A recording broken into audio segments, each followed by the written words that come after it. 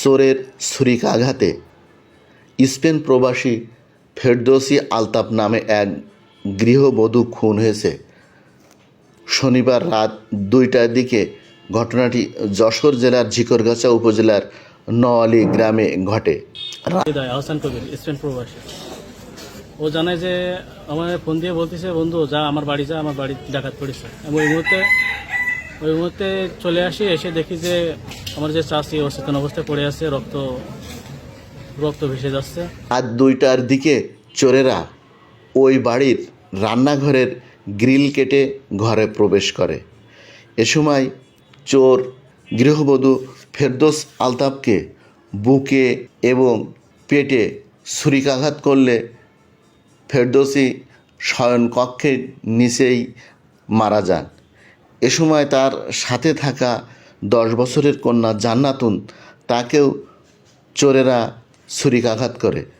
রক্তাক্ত অবস্থায় জান্নাতুন ঘর থেকে বেরিয়ে এসে পাশের বিল্ডিংয়ে চাচা মিজানুর রহমান মন্টুকে ঘটনা বলে।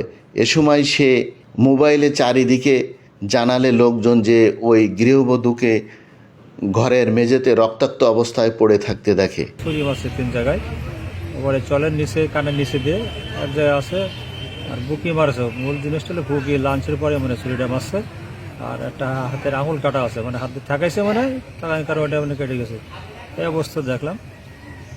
এবার রক্তাক্ত অবস্থা পড়ে আছে। পরে শুনলাম যে মেয়েটা নাকি ও কিন্তু কার কাছে থাকে, সেই মেয়েটা মরে চলে যাওয়ার পরে মেয়েটা বেরোয়, চাবি দিয়ে তালা খুলে এসে ওর ছোটো চাচার বাসায় যায়। ছোটো চাচাকে ডাকাডাকি করে, ছোটো চাচারা ডাকাডাকির পর ও তো রক্তাক্ত ছিল, মেয়েটারও ছুরি মেরেছে।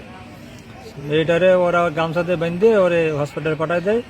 এবার পরে লোকজন ডাকাডাকি করে ওরা রাত্রি আসে, এসে দেখে ওই অবস্থায় মেঝেতে পড়ে আছে রক্তাক্ত অবস্থায়।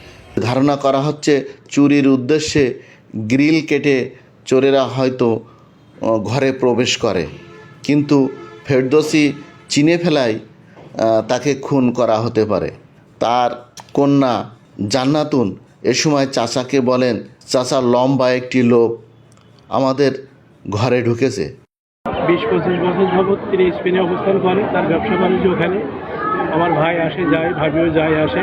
তো মাঝে ছেলের বিয়ের শাদির জন্য ভাবি আসছিল, ভাই আসছিল, সবাই এসে ছেলের ধুমধাম করে বিয়ে শাদি দিয়ে ভাই চলে গেল। ভাবিরও যাওয়ার কথা ছিল, এবার ইতিমধ্যে ছেলে আসবে বলে প্রস্তুতি নিচ্ছে। আর তার ভিতরে এই হত্যাকাণ্ড ঘটে গেল। কেন, কী কারণে আমরা তো বুঝতে পারছি না। ক্যাপটা হলো তা আপনারা মিডিয়ার লোক, আপনারা একটু আমাদের সহযোগিতা করবেন। আমরা চাই যে হত্যাকাণ্ড যেই ঘটাক, যারাই ঘটাক, কেন ঘটালো, এর সত্যিটা আপনারা একটু আমাদের তুলে ধরবেন।